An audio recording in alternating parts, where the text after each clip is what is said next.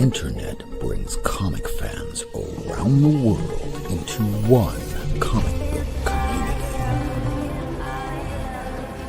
Comic creators and comic fans, tonight you are seen, heard, recognized, because comics are for everyone. Live from Miami, Florida, broadcasting around the world, this is the Not Near Mint Show.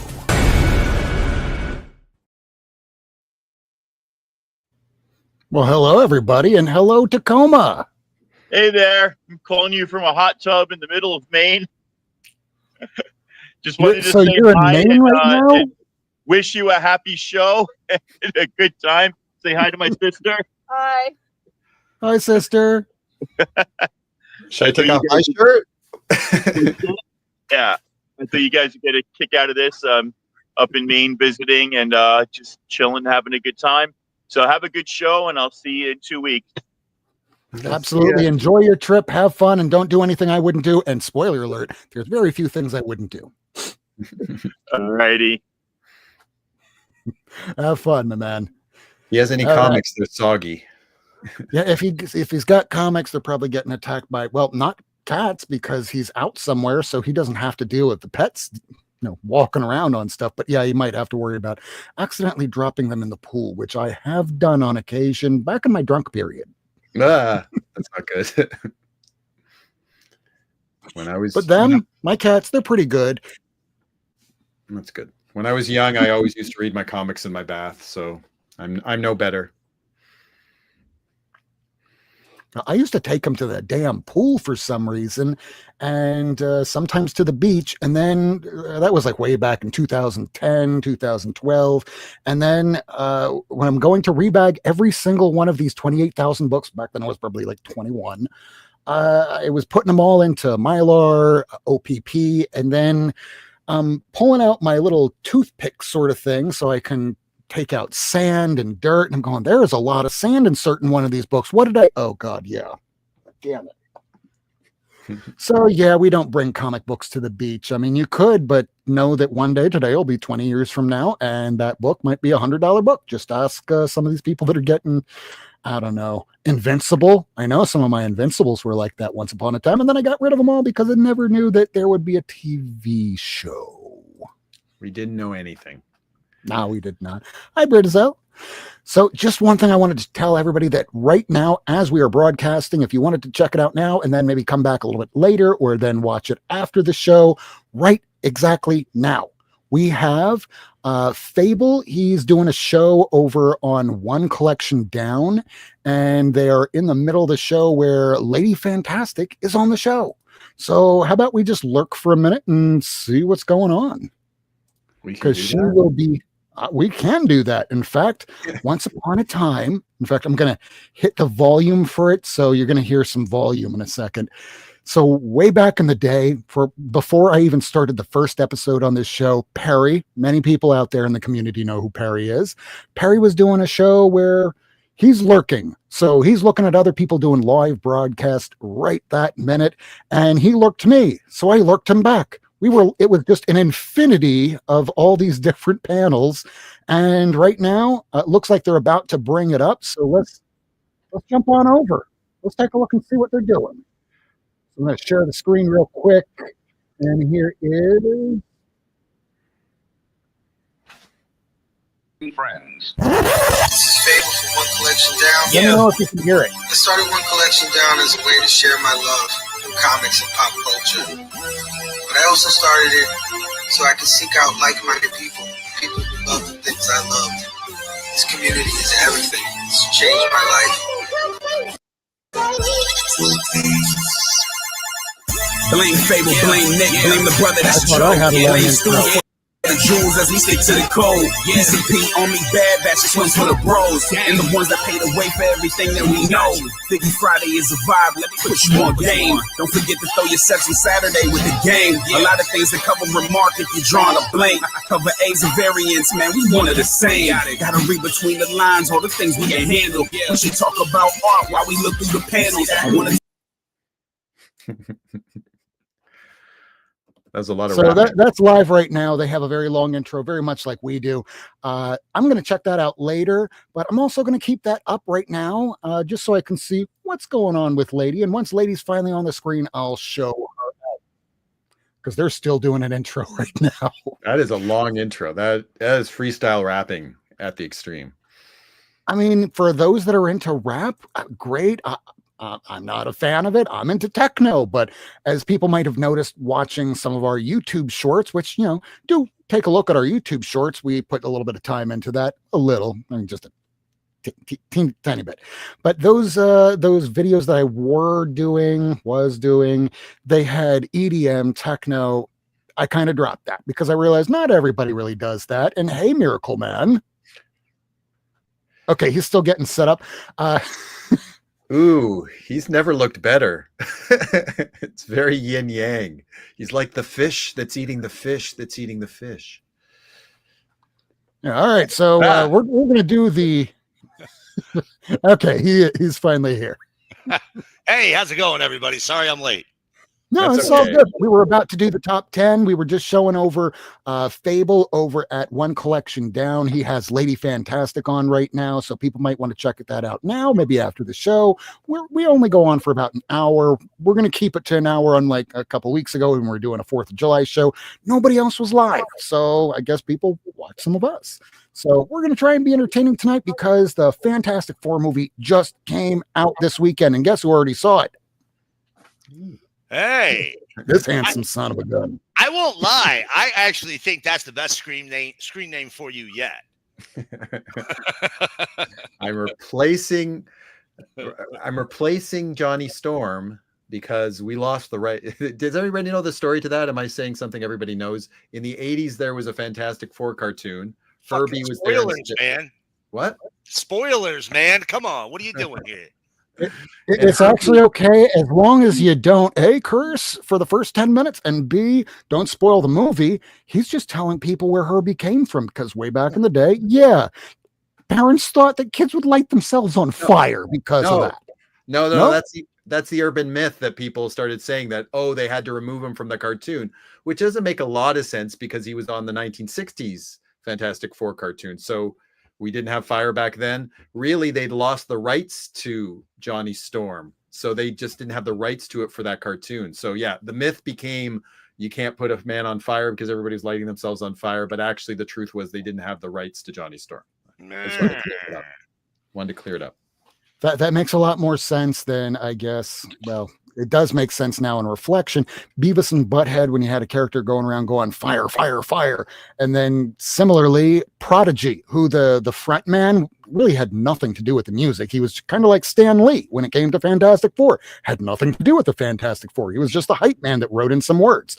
Prodigy wound up going like, yeah, he's the fire starter. We got to ban this from the BBC because it's going to encourage arson. It's like, it's just a DJ and they're using a pretty colorful looking front man to make a video look cool. And that's all it is. Just companies making things look cool, and that's what we're here to talk about. Fantastic Four trying to make things look cool because a couple decades ago, he pretty much irked the rest of us. Ike Perlmutter, try saying that 10 times fast. Ike Perlmutter, one of the big honchos over at Marvel, killed Fantastic Four, said no more of the publication because that means we're going to create more characters, and if those characters are created, that now belongs to, what was it, Sony? Did Sony get Fox or get Fantastic Four? Or was that Fox? I can no longer remember. Okay, so Fox would get the rights to those characters. So let's just cancel Fantastic Four. It's not selling all that great. Yeah, there was a time there was no Fantastic Four, but tonight we're going to be talking about it. But first, we're going to talk about The fourth week of July is top 10. Really, it's the top 5 and bottom 5, but we just call it top 10 because trying to explain all that in one single line is just a lot of room, and none of y'all read that. So here it is. It's based off of the 28, probably in the next few weeks, 29,000 comic collection behind me, where I run it through CLZ, and as long as you have a subscription to CovrPrice, it'll spit out a list, and that list lets you know at least one sale that occurred that week that will correlate and let you know if something went up or down. So your collection is probably really down. So we're going to start off with the books that are down because it's a buyer's market. So let me jump on over to that other camera. I keep hearing that, but the books I want don't seem to be going down. I don't know what the deal is here. Right? The books I'm going after, they're staying or going up, or there's always some dick showing up right at the end and outbidding me. I don't know what's going on. Richard. He prefers to be called Richard. Yes, Richard. There's some Richard. These frickin' Richards, man, they get in our way. This is why I kind of have like a little rule. So on a Friday, if the stock market's been down, let me take a little quick look. It looks like the stock market was up 208 points this week. So probably some people are taking their money out to go, let me get some big books this week, because they're probably going to go down and, probably, I hate saying it, but maybe right now Bitcoin's the better investment if you're trying to invest. But if you're comic people like us, I don't trust Bitcoin because I can't physically touch it like this Green Lantern here. So here we have Green Lantern number 4 from volume 2, because volume 1 was the old Alan Scott. People always ask me, like, why is it volume 2? It's like, you didn't realize Alan Scott had Green Lantern volume 1 from like the 40s? Like, there was another one? Yes, there was. Newbies. So this one here, yeah, but we have to like and appreciate the newbies because they're the people that'll carry on after us, because we're not going to be here forever. Speak for yourself.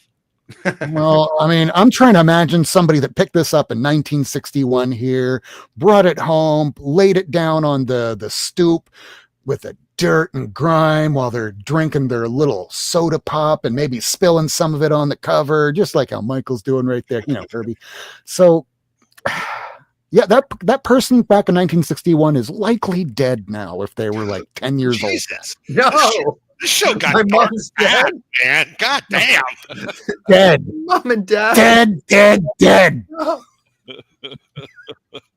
Now, some of them are probably still alive, but they're like really old. That's why they're selling it.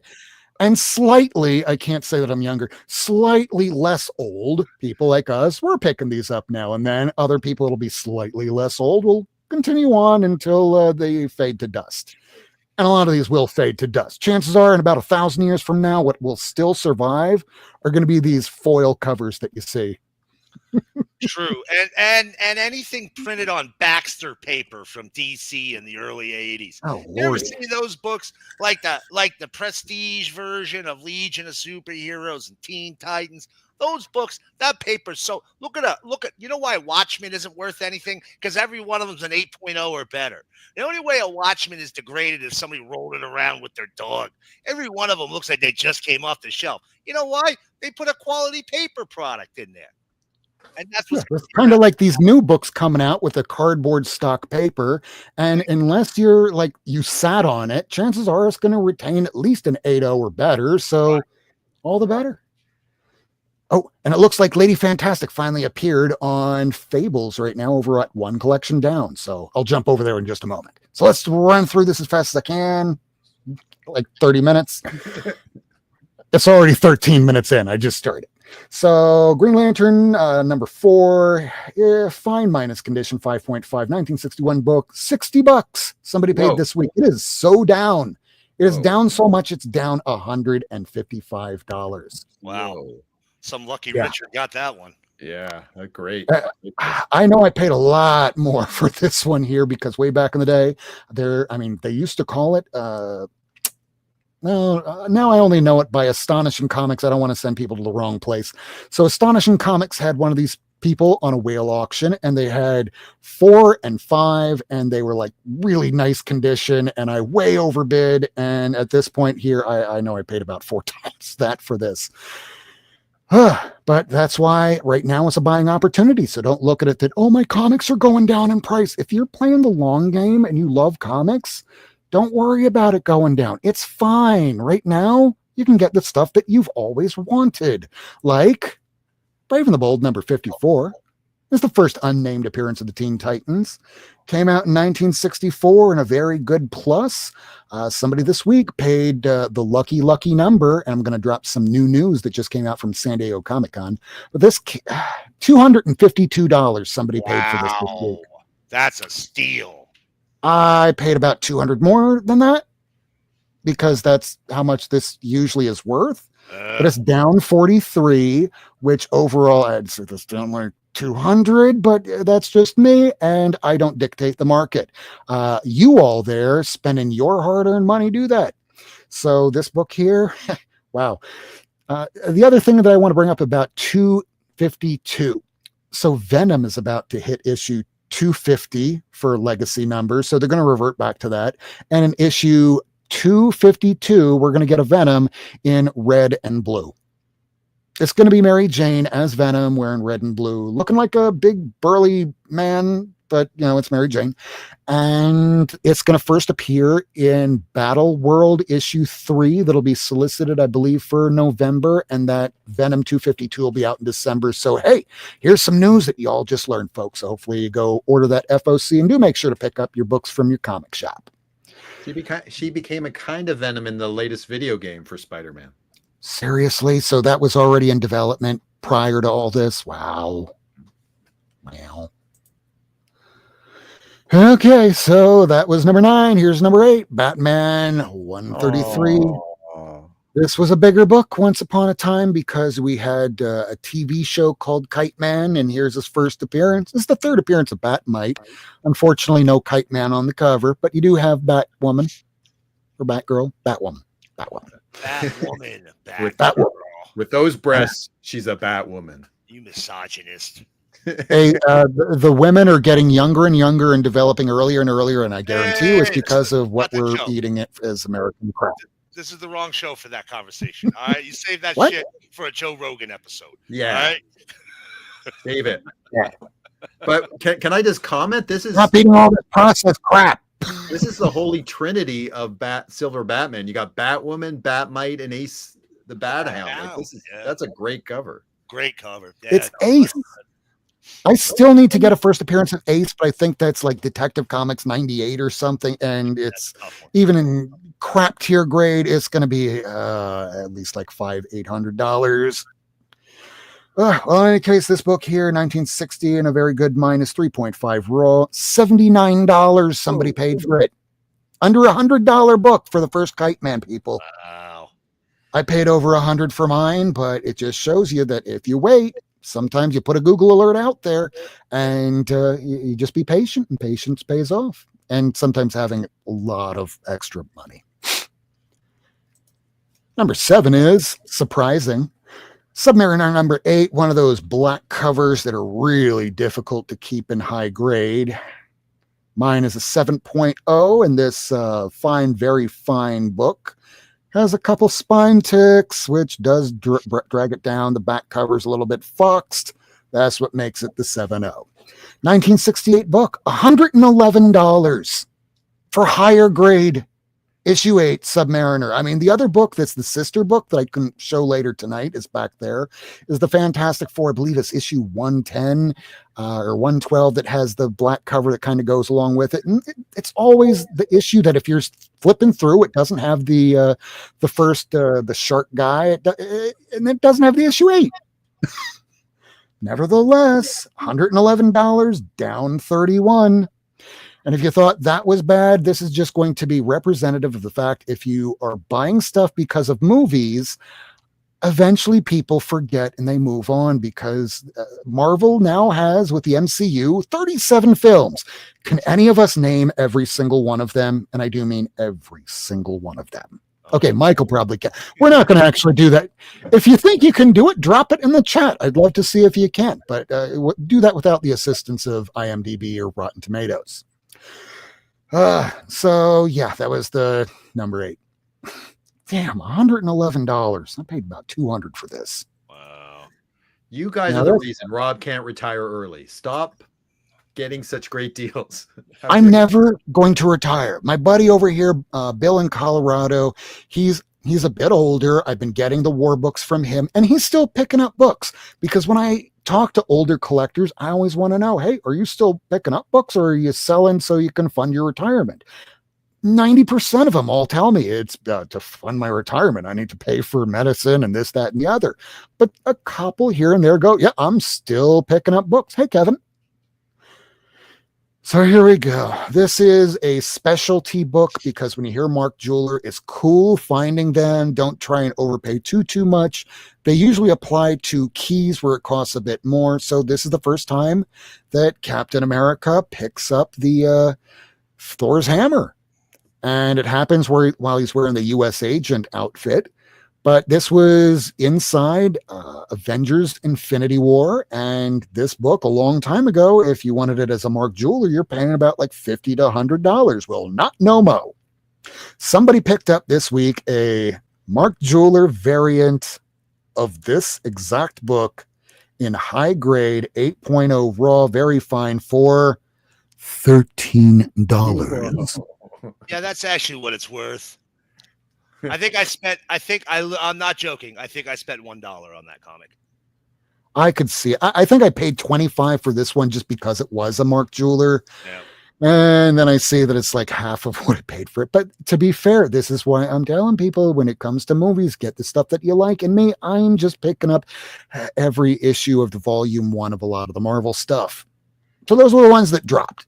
Now let's be a little more positive for a few minutes here, and then we're going to take a look and see what's going on with Lady Fantastic over on One Collection Down. So these are the books that went down. Those went down. Here they went up.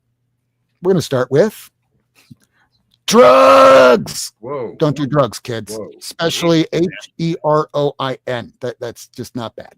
Not Yeah, worse. heroin, not That a spells heroin. horse. Did I spell horse? Yeah, No, that you sounds spelled like heroin. One of the slang terms for heroin is horse. Oh, MOON. Ooh. That spells moon. we're chasing the dragon. that's good information to know, kids. Don't do specifically anything that has a syringe. I mean, come on. Think twice Ozempic, about that. If you have to insulin, inject it, no, guys, that's stop not it. fine. It's like, come on, it's a party drug. No, it fucking is not. Party drug. If you got to stick it, it is not a party drug. Absolutely. I mean, unless you're a surgeon, then maybe, you know. I mean, okay, so let's just put it this way. We had another guy who couldn't have happened to a nicer person who died this week, Hulk Hogan, and he was 71. Wow, that's pretty young to die, but he was injecting so much crap into him that, of course, it's kind of like when you hear Ozzy Osbourne passed away. What did he die from? Being Ozzy Osbourne is my guess. But that's the last of my hot takes. So here, this thing won an award way back in the 70s. Now, this is the issue that Neil Adams had Speedy on drugs, and it's because he tried infiltrating some gang of kids and he got hooked on it himself. This is why you do it once. And yeah, it's kind of like Train Spotting. It's just downhill from there, folks. So this thing's up. I can't exactly imagine why, unless, well, they did just mention that for San Diego Comic-Con, they're bringing out a absolute Green Arrow. Nice. Isn't that just called Green Arrow? I think it is. Except he's going to be grizzled. He's going to be extra grizzled. Maybe it'll just be a really, really skinny guy that was trapped on the island for like 5 years, and he can shoot arrows really well, but he lacks function of his legs because, I don't know, Tom Hanks. wasn't able to eat. He's gonna have Wilson volleyball. He's gonna Wilson be is speedy. crazy. Yes. Oh, we just wrote absolute Green Arrow. I think we figured out the plot, folks. That's it. That's it. And Speedy does meth instead of heroin. Well, we got to modernize it, right? Yeah, I can't remember the movie, but hey, isn't meth like the gateway drug? It's like, no, that's the last stop. That's What gate are you going through, Rob? Right. That's when you're about to get off the train. There was a movie with Rebel Wilson where she asked the questions like, isn't meth the gateway drug? No, it's the final stop. Isn't that Fist Fight? Isn't that movie Fist Fight? Maybe. I think sounds so. about right. I think so. All right, so this thing's up this week, $62, which I would say still seems undervalued. 1971 book, fine plus 6.5. It's up 36, but I've seen them still around 35, 40 bucks. So they're down, they're plentiful. It's not like this was a low print. This was a very popular story at the time. That's number 5. Here's number 4. Number 4 is Conan the Barbarian. What is best in life? What's best in life is owning a copy of Conan, because this has been on our top 10 several times, but not in the yo-yo sort of sense. It's just been slightly incrementally going up. Why is this one going up? There's a trailer that was just released of Red Sonja, which kind of looks like it was made back in the 90s if Kevin Sorbo and Lucy Lawless were still doing it. And yeah, that's going to be our Red Sonja. It might be good. Maybe I'm just shit talking it too much. I don't know. It looked like an old 90s film that was a fantasy, not a lot of high budget, but what do I know? I still kind of want to see it. It's just like hearing there's going to be an absolute Green Arrow. Is it necessary? No. Am I going to buy it? Absolutely. So Conan number 1, very fine condition, 8.0 raw, 1970. Somebody paid for this raw book $429. That's a bit much. I got mine for about $250. So it's been incrementally going up because people have expectations for the movie. But do remember, there was a Jason Momoa film that was piloted as Conan. Does anybody remember it? Has anybody seen it? Let us know in the chat. Didn't it get released? No? I think it did. It did. I didn't watch it, but it did. I can't critique it because it was barely in theaters, and then it was on Netflix, and I forgot about it. Do I still kind of want to see it? Yeah, sort of. Ooh, Conan. And this week, people maybe are also cross getting this because they heard Conan was canceled, and wait, no, wrong Conan. Wow, they canceled Conan, huh? He's thinking Colbert. He's thinking Colbert. No, I'm thinking of the wrong person. I'm thinking that's Steven. Yeah, I'm thinking Stephen Colbert. That's where I just corrected myself. Late night Colbert, late night Conan.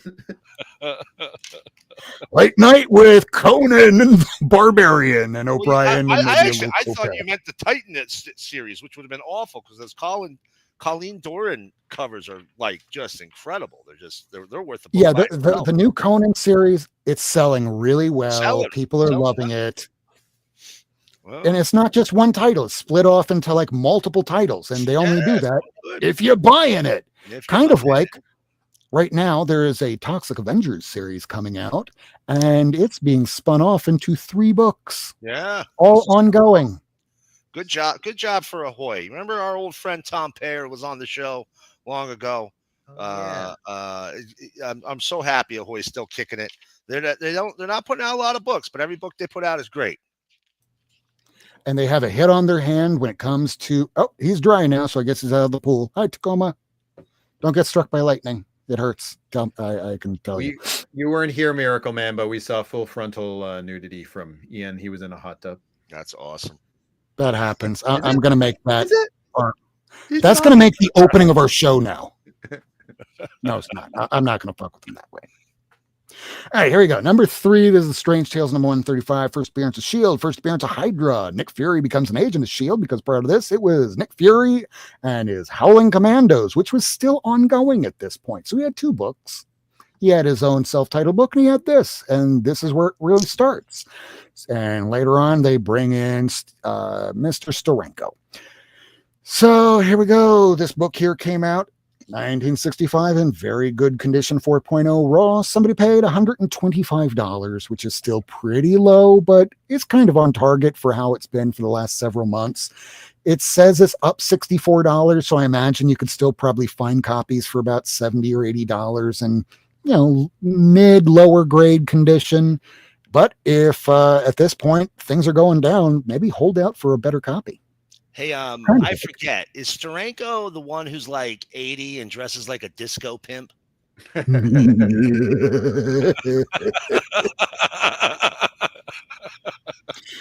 I mean, you're not wrong. Yeah.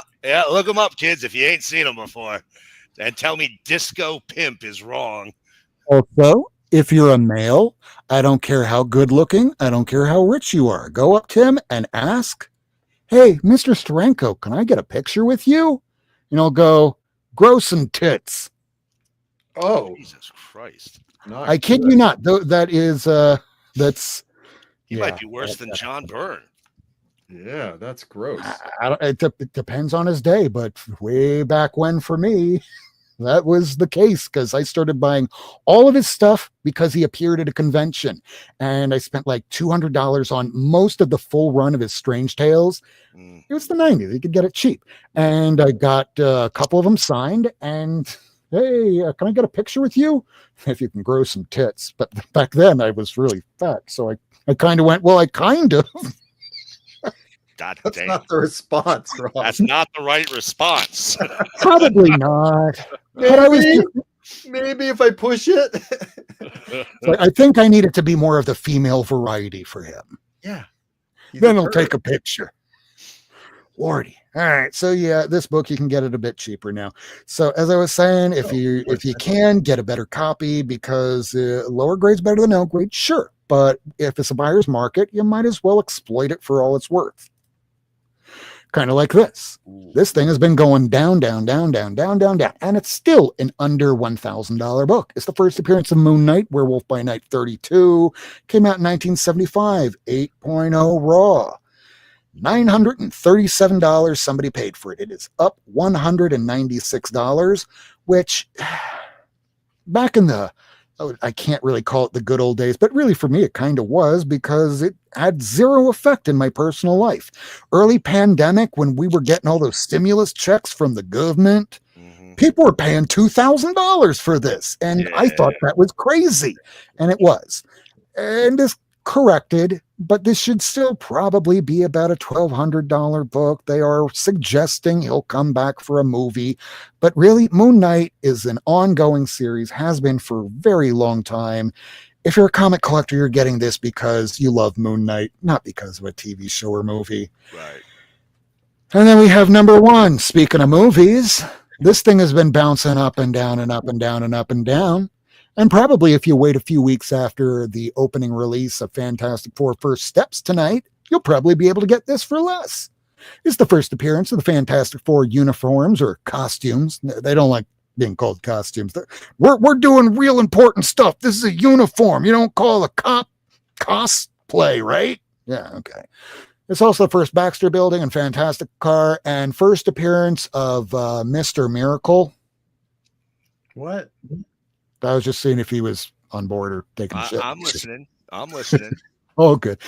Miracleman, this Miracleman, not that Miracleman, and not the Miracleman that twists the head off of Kid Miracleman. Sorry, spoilers.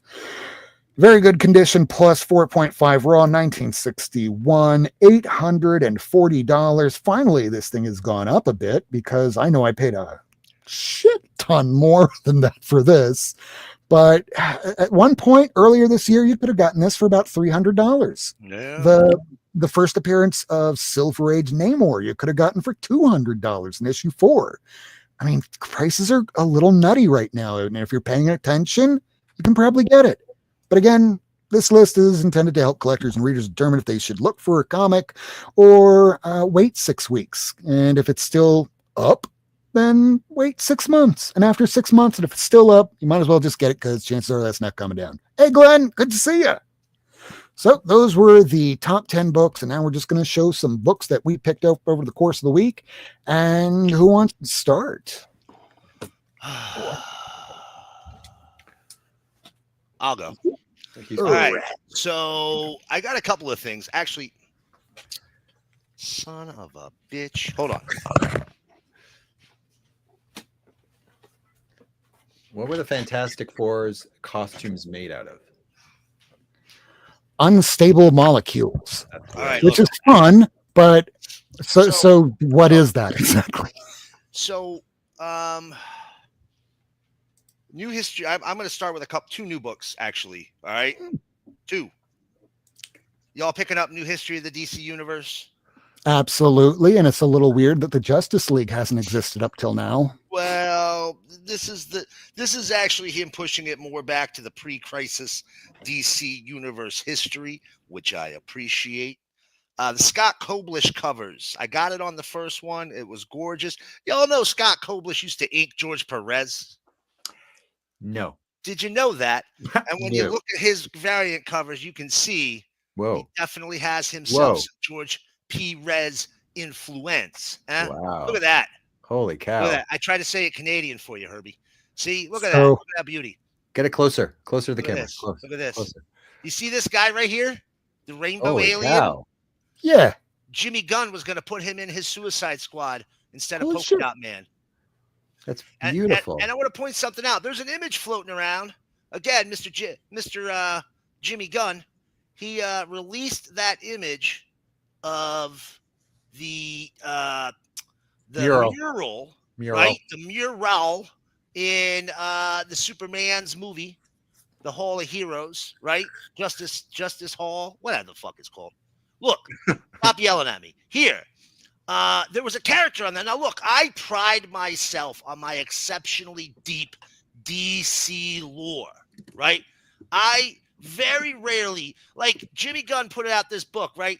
He was talking about, he goes, oh, obscure DC superheroes. And it was like Peacemaker, like, it was not obscure. It was like OMAC.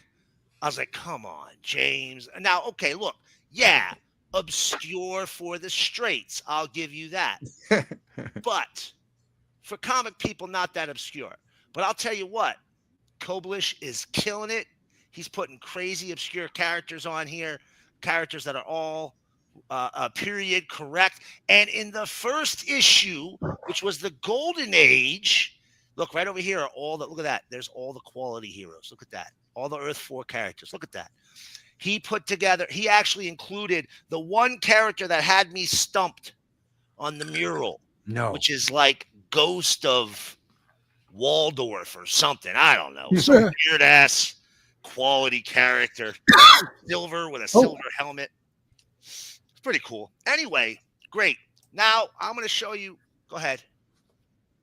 Hey, Miracleman, real quick, two things. Scott Koblish, I don't have a lot of art, original art, but that right behind me up there, that's a Scott Koblish of Kitty Pryde that I got from Brian over at Take the Time Collectibles, who runs the shop, Phil's Comic Shop down here in Broward. But the other thing I just wanted to say real quick, right now, as we are speaking, we have Lady Fantastic, who's finally showing some books. So I just wanted to show her over on the other channel real quick, and then we'll jump back. All right, so let me put the sound on and mute myself. This is the worst segue ever. You stopped mid-hand job, Rob. Exposed other members unwillingly.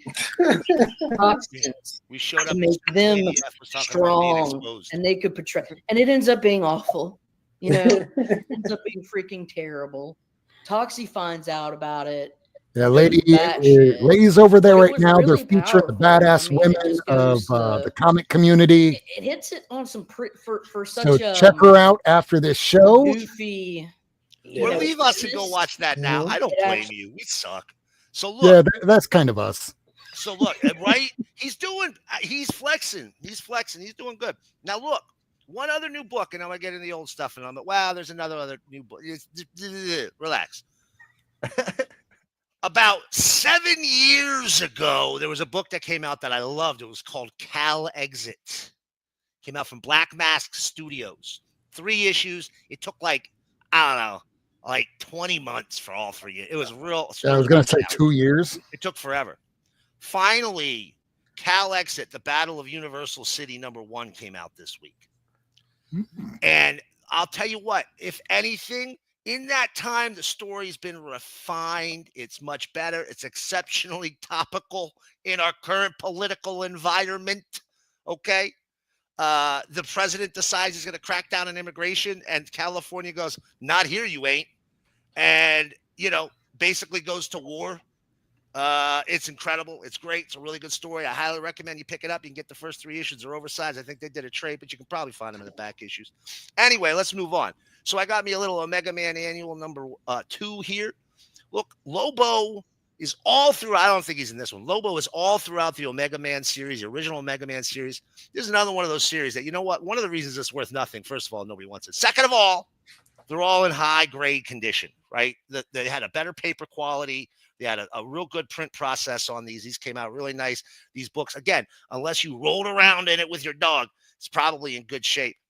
I don't remember if I showed this one, but look at that. The Flash Annual. This is one of the few Legends of the Dead Earth I didn't get. These Legends of the Dead Earth were badass back in the day. It was like way, way, way in the future. People didn't know any of the superheroes. Some of them had like legends, right? Well, not some of them, but that's the concept, right? They were legends, and throughout the universe, they knew Earth was dead a long time ago, but everybody knew who the Flash was. And look at the little Flash symbol there, that little staff there. That's very important to the Flash mythos.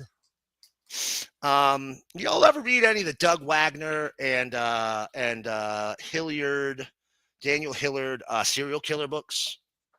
Vinyl, plastic, plush. Oh, those, yes, I have read all of those. Phenomenal. Vinyl's my favorite. Yes. Some reason I picked Serial up killer the with first issue of Plastic, so I had to finish it, the original run. So I had to finish it. So I just finally got them. From the first series there. I just look, if you haven't read these, I seriously hope he's creating a serial killer combined universe. And at some point we're gonna get some series. Right now he's got a new one out. It's called I Was a Death Crazed Fashion School something. It's really good. I was a fashion school serial killer. It's really good. It's really good. But I think Plastic is probably my second favorite. I just finished reading it. It was really, really good. I showed off the trade for this the other day. Pantheon from Lone Star Press. This is a little Billy Willingham book, right? Willingham, he did Elementals. And he never finished it. He never finished Elementals, which was a great 80s indie superhero book. It was really, really good. He never finished it because Comico got bought out by some crazy person named Rev Anderson. Well, his brother bought it. Rev was just the crazy person who abused all the employees. And Bill thought he was leaving the Elementals property to Comico and said, "Oh, go ahead, kids, make your own comics." He didn't realize he was giving them to Rev Anderson, and Rev Anderson is a son of a bitch. Anyway, he couldn't finish Elementals. You know how he finished his story? He made Pantheon. This is essentially, you can see it when you read it. It's essentially the end of the Elemental story. All right. And then, I've been trying to finish these off. The Dawn Serious books. The Serious Dawn books from back in the 90s. Linsner's still working, but I'm going to be serious. The modern Linsner art doesn't cut like this. It just doesn't. I don't know. There's softness to it. I don't know. It's refined over the years. He was a little more raw back then, but it's fantastic. Final issue that I needed of this. This was so stupid hard to find. Red Sonja and Vampirella meet Betty and Veronica. Such a weird crossover, man, but like so much fun. I don't know why I didn't have it all. I missed some of it as it was coming out. You ever hear of Viper Comics? Yes. Yeah. I didn't have any, so I saw these two in a cheap bin, and I bought them. There's issue 2 and 3 here. I haven't read them yet. They look okay. And then, super cheap and crazy easy to come by in the cheap bins. Sword of Sorcery. Any of the fantasy stuff from DC in the Bronze Age, man. It's such a weird microcosm of comics. Is that Fafford? Yeah. Look with your eyes. Yeah, that would be Howard Chaykin, probably. Yeah, back when he was Howie, I think. That's how long ago that was. He was Howie Chaykin. And then Astounding Space Thrills. Listen, I don't know anything about this book. I haven't even read it. I just picked it up, and I was like, man, it's interesting enough to have a perusal. And you know what? Another series. I don't know why I know why I didn't finish it. I was tired of weekly series. But I'm trying to put together Trinity here and get this one knocked out. Look at that. Oh, there's a Wonder Woman, I think, or maybe a Wonder Woman. I don't know. I don't have that one yet. So that's pretty good. And then, wait. Look, this is tough. Number 42 of Doom 2099. Did you ever read Doom 2099? No. This I is had Doom. the first 2 issues in the last, and he's coming back. The original Doom. This is the original Doom. He goes 29. He goes into the 2099s. And so that's our Doom in the future. That's our Doom. Right? I know, right? And then Look at Don't this. you kind of find it funny that Robert Downey Jr. took of all books that he could have posted to his Instagram, he did West Coast Avengers 35. He could have done a Doom 2099, and that would have made a lot more sense. Yep. I don't even know about that. Adam Hughes did a bunch of covers for Tomb Raider. I don't really care about Tomb Raider. I'm not gonna lie to you. I buy Adam Hughes though, and I got this one right here for like $3. It's that number 50. That's the tough one where she's naked. She's got a thong on. She's like gold. It doesn't look like she's wearing any clothes. It's pretty nice. That's a good cover though, right? Oh, check these out. Back a few years ago, before Image really kind of came back to be Image now. It's like 2008, right? So 2008, something like that. They did something called the Next Issue Initiative, where they took a bunch of Golden Age books that ended, and they just made the next issue. Oh, that's cool. Here's Silver Street Comics number 24, right? Bunch of cool Golden Age characters. Here's Fantastic Comics number 24. These are actually kind of hard to get your hands on. Now, this story right here was just reprinted in Savage Dragon, but that was the only one. Now, it would not be a show if I didn't get a little smutty. A little bit smutty. Not a lot smutty, but there's a little smutty. First up. Oh, hold on. Am I bringing up the media assets, letting people know? Look, do it. Just do it. Just fucking do it. Just fucking do it. All right. Y'all don't have to actually press any buttons here. We're just doing that for litigation purposes, folks. Listen.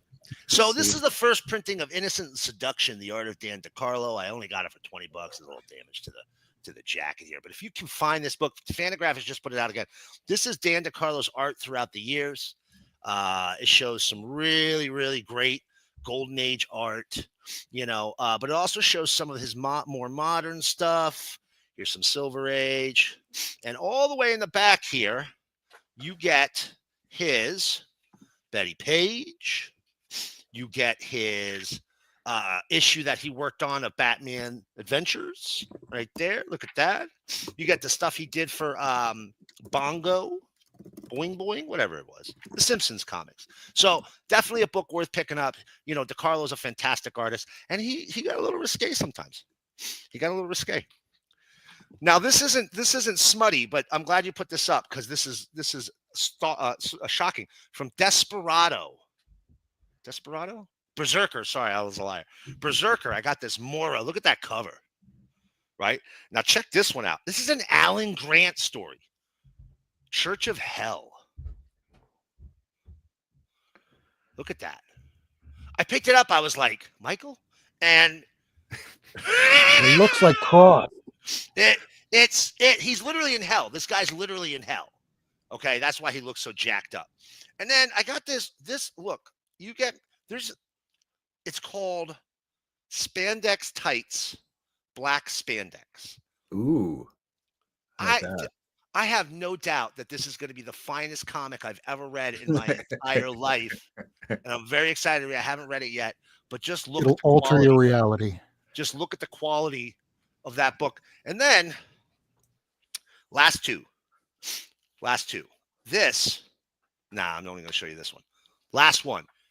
Gray Morrow. Y'all know the name Gray Morrow? Yes. Rather famous artiste. He did some Eros stuff because he used to do a little bit of smutty stuff. Not the best cover. All right. I'm going to flip open to the centerfold and show you why I got this book. Look at this.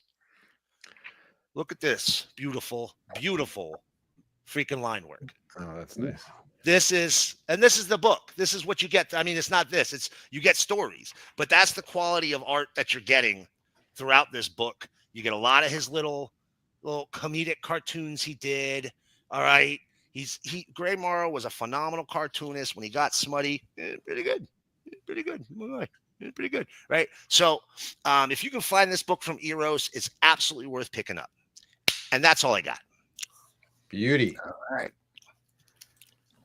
I think that Herbie got a few of those books over the course of the last week. Me, I just have the new books. I've been showing some Fantastic Four, the issue 1 all the way through 100. My issue 1, 2, 5, 6 are forgeries.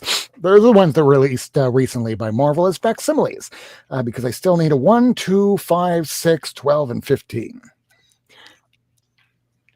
Yeah, you're not going to find those, not easily.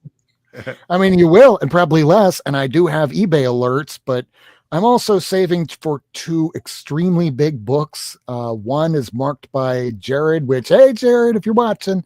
And the other is, well, I'll just tell y'all because it's not like y'all are getting war books. The first true appearance of Sergeant Rock and Our Army at War number 83. Nice. Which there's some okay copies, but they're way overcharged right now for like really stained copies or really ripped up. No, I just want it complete, want it looking good. I know it's going to be expensive, but I can be patient. And while I'm being patient, I'm saving for that much bigger book from Jared. Was it Spider-Man or Amazing Fantasy? Which one? What? I'm not allowed to say. Sorry, the kiss cam came on me, and you're pretty close, and I just don't want him getting assaulted with, hey, you're selling him that book instead of me. I got the money right now. It's going to take a while to save that. You should put and yes, it's Amazing Spider-Man number 1. There you go. Put it on layaway. Put like X number down and say, oh, because that's what a lot of places do now. You can put some money down and then you pay a little bit into it, like a mortgage. Well, this is Jared. I think you've met him. He was on the show before. He's selling books for his old man, but he also put out his own comic, The Bone Herd Chronicles, and he wants to finance an issue 2. So he's like, yeah, I guess I'm going to sell the ASM 1 in order to help finance that. So as soon as I can collect all that together for him, he can finally put out an issue 2. Okay. Tell me how much you need, Rob. I'm there for you. A lot. Less You'd than have to do a 100,000? lot. Huh? Less than 100,000? Oh, very much under 100. Okay, then I'm there for you, Rob. Don't worry about it. Somebody hire Michael for more comedy gigs to help me out with that AFM. Okay, I'm going to show some of my favorite Fantastic Four because it's Fantastic Four Day. So, yeah, this is one probably people wouldn't pick, but I just like it's one of the first ones I remember getting. It's George Perez. I just like the story. It was fun. The reason I like this one actually is because it's Reed Richards inventing stuff. There's a little bit of a time travel twist in it. I really like this one. I know nobody would put it on their top 10 list, but it's one of my favorite stories. Did you win the Toys R Us shopping spree? I did not. Oh my God.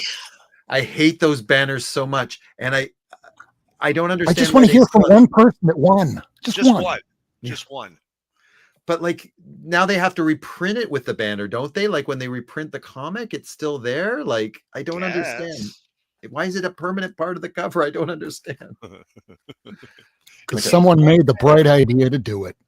Ooh. So one of these is nice. The first, and one of these is a tribute, I guess. Yeah, I think they got different artists for each page to reimagine what Jack Kirby did. That's the original. Now, first I thought this was a fake because it didn't have anything on the back, but somebody explained to me that Canadian copies didn't necessarily have things on the back for some reason. So I'm not sure why this doesn't have something on the back, but somebody assured me, yeah, no. First of all, that is true. First of all, your country has ducks on its money. Second, your national sport is hockey. Nope. And third, all right. Lacrosse. That's even worse. And third, you don't have covers. You don't have back covers. Just blank. Just for certain issues. Just for certain issues. The good ones, apparently. Yeah. So these are from the Walt Simonson run, and I loved it. He didn't directly follow John Byrne, but for me, like I skipped a lot of the ones in between because I was back then just following my favorite artists from book to book. So when Walt Simonson did it, he definitely did. His run wasn't as prestigious as John Byrne's, and I think rightfully so, but it was still a lot of fun. Yeah, it was a good run. These are fair. Speaking of following my favorite artists from place to place, this Art Adams did a couple fill-in. Art Adams, one of my favorite artists at the time. He was transitioning, I feel, from his very, very detailed work that he started off with Long Shot and even the New Mutant and X-Men annuals. And he was transitioning into a little bit more cartoony so he could work a little bit faster. And I felt this is kind of his in-between stage, I would say. I hate to be a stickler, but there's like 14 characters on there. Is that the Fantastic 14? Well, these were they replaced them and then they were saving them. Yeah. There's some Moloids and some Super Skrulls. Now, this one a lot of fans have, and rightfully so. This was a lot of fun. If you were in the 80s, you picked this up. This was just something you had to pick up. And true story. I had a copy of that. It was a little beat up. I found a better copy. I hadn't read it yet, but I found a better copy. So I gave away the slightly beat up copy to someone. And the slightly beat up copy, he opened it up, and it was autographed by Fred Hembeck on the first page. Nice. I should probably check my copy now. And I loved him. Like, one of the reasons I love him so much, he would just fill his space, like before George Perez was doing it, but he would just fill the space with all the characters. And it was just, as a comic fan, it's like, oh, there he is. And it was fun. It was funny at the time.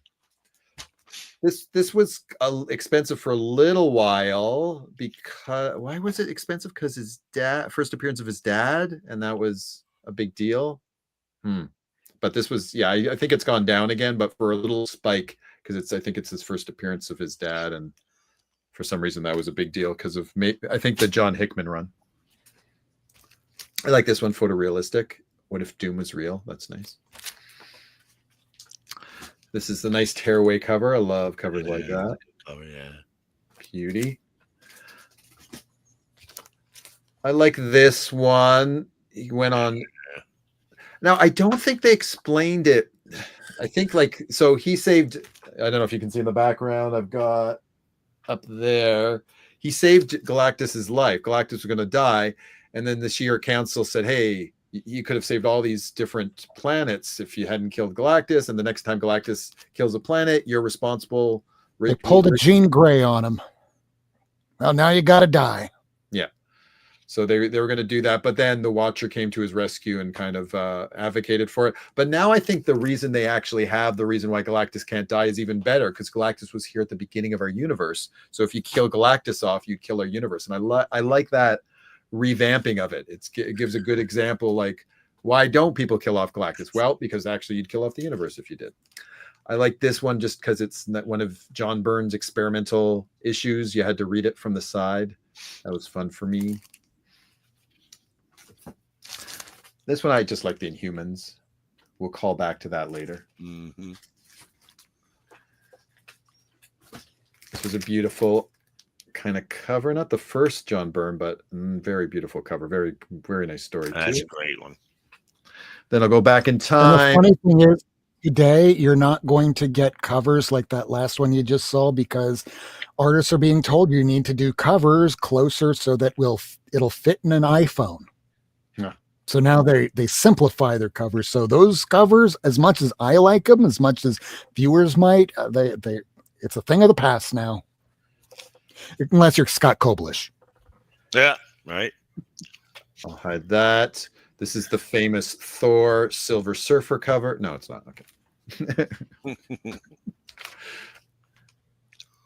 I love the Inhumans, and it's just so you know, I go back in time. I actually ordered these at the back of a comic book because there's one I could send away from, and I picked these issues as opposed to the Galactus issues because I love the Inhumans more than Galactus. I regret that decision now. But at the time, it felt smart. Yeah. Yeah. Just don't tell Comics Explain, because he has a real hard-on against the Inhumans. This is one I've always wanted to get, so this was on my bucket list for a long time. I got it years ago. I just like the Frightful Four. Come on, like, how can you it's not? Fun. That's just fun Marvel Comics right there. I take counsel with who I wish. I love Medusa. And these are just a couple, some nice covers. Ben Grimm fighting it out. So, but I did pick up some new things this week. So some, I don't know, banger alerts, but still, I should get this out of the. Wait, I'll get this out of the I'll vamp while I'm doing it. So I love Neil Adams covers, as does everyone. I love Batman Neil Adams covers, as does everyone. Some are out of reach price-wise for me, so I can't get them all, but this is one that I really love that was more affordable than some of the other ones, but I really liked it. It's not the first appearance of Man Bat, but actually I like it better than his first cover appearance. I just really love this cover, so I went for it and picked it up. And this one is because one of my favorite characters of all time is Adam Strange, and I can't afford the first Adam Strange. I just don't want to, but this is a nice second best thing. And I think it's a better cover too. So again, I love to collect covers I like. So that's the first Adam Strange in Mystery in Space, because he was in Showcase before then. So this is his first Mystery in Space. Yeah, that's nice, man. That's a nice book. That's a nice book. Clean copy too. 2 things off my bucket list. All right, so before we get to any kind of reviews, we're talking about Fantastic Four. We're actually going to do a little bit of breaking news. We just got this information in. Fantastic Four First Steps has cleared $24.4 million with opening previews. It has beat Superman. It has also beat Superman when it has come to the Rotten Tomatoes score. So make sure y'all go see Fantastic Four this weekend. And I'm going to share my screen real quick because I've been putting together these little shorts and they're without EDM. In fact, I'm not even going to show this with any kind of audio. But these are the first 20 issues of Fantastic Four. So make sure if you're subscribed to us that you also take a look at maybe, I don't know, our shorts. So this shows the first 20 issues, and I have a short show in the first 100. Maybe this week, and I'll go through the annuals, and if people like these, I'll start doing them for all the other different series that I have. I was trying to do them with EDM. Some people watched 2,000 had views. Others had like 60. So I realized it's a little wonky. So maybe just put it to some comic book music. So I set these to the Fantastic Four new music for the new movie. And some people like it. Some people are still getting around to watching it. But this is just what I've been doing for my little bit of off time, which I don't have off time. I don't know what off time is. But what I do want to do after showing this here is the fact that we have Michael, who did see the movie. Would you like to maybe, I don't know, give us a little movie review? Okay, well, I'm not going to, I don't want to get into spoilers. It just came out. We don't want people being us. Overall, liked it for different reasons from Superman. Superman, I think, was a little bit more geeky, more for the comics crowd because of some of the Easter eggs and some of the stuff going in. I think this is a more accessible movie, maybe, to people just in general. Not that people can't pick up on Superman, but they wouldn't get Mr. Terrific. They wouldn't get Metamorpho. They wouldn't get things like that. But yeah, I love the aesthetic. It really kind of harkens back to me The Incredibles, if you know that Pixar film, and how that was kind of set with the 60s vibe. I think that AKA the perfect Fantastic Four film. And it's one of my favorite. I will still rate The Incredibles above this movie, but it was lovely. I think the trailers don't necessarily do it justice. I think it's better. I think the trailers were fine, but I think, overall, I like the flow of the movie.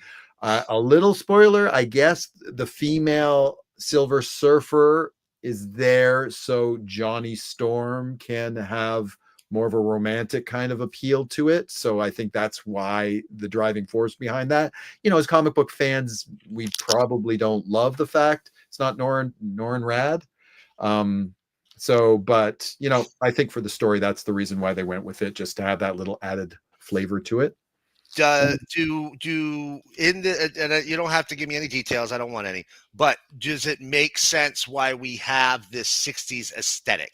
Is it explained in this movie in a succinct enough manner that you're like, oh, now it makes sense?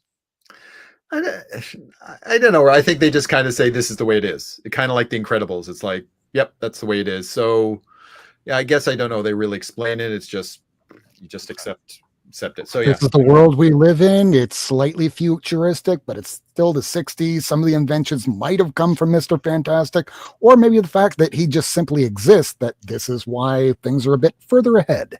yeah, Sure. yeah. They don't Because dwell. all the time in Marvel, it tends to be, well, I don't know how to answer this. Let's go call Reed. Right. But overall, I don't think any comic fan will be disappointed.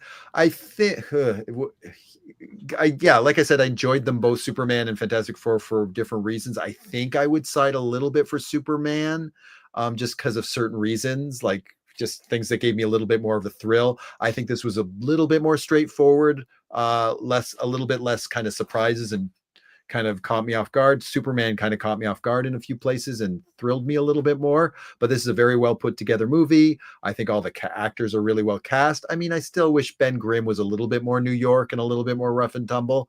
But to be honest, by the end of the movie, you're kind of buying into it. It actually didn't bother me. It bothered me more from the trailers, just seeing snippets of him.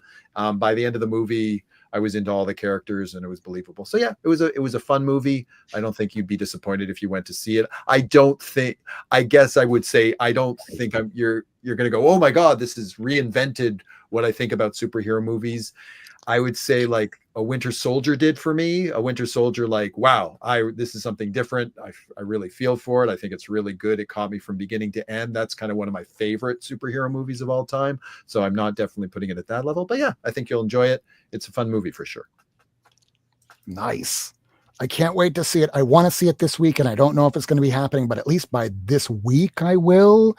I don't want to watch no shot with a potato and uploaded to the bad sites. I want to watch it for real. Plus, I want to watch it with a buddy of mine, Rufo, where we go watch a double feature. Fantastic Four, Superman, maybe even double up for reasons. And yeah, I can't wait to see that movie now. Yeah, for sure. Is there anything else that people are going to be showing up on later this week? Any appearances, maybe? Michael, Miracleman? Nope. I'm going to be showing up in my bed in a couple of minutes. Yeah, me too. In fact, what I want to do is just drop this in the chat. This is the... So there it is. I'm going to showcase it right now. You can find Lady Fantastic and her showing books over on Fable's channel at One Collection Down. And I do want to leave you with a moment of zen for a comic I saw on eBay. I'm not going to point out who the seller is, but it hurt so much to look at this book. I felt it cringe my balls like somebody kicked them in it. But by saying all that, I'm going to sign off by saying don't miss the Astonishing Comics Saturday night vintage auction. I believe it should be vintage auction coming up tomorrow night. At the end of the show here, check out the low grades, who should be going live 10 p.m., which is about 7 minutes past now. Jig's Kingdom might go live. Check out Cliff if he's live, and One Collection Down, which is where you can find Lady Fantastic right now. We will be returning next week on October the 1st, 2025 for Old Comic Book Day at 9 p.m., our usual time. And for the first top 10, let us know if you had any of those. Let us know if you have any of the books that Michael or Miracleman or maybe I showed a little bit earlier. And drop a comment if there's anything you want to see on the show. You can find me over at Blue Sky, not near Ment, at bluesky.social. And lastly, here it is. This is going to be your moment of zen.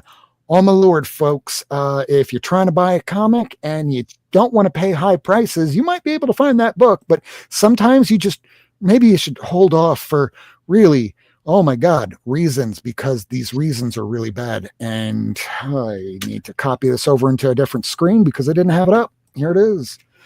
So, wow, this is so just disgusting looking. I hope that I'm not showing the name of that particular dealer because I don't want anybody getting pissed off at the show, because we're just trying to show some books and just point out, hey, maybe this isn't great. Yeah, I know, kitty.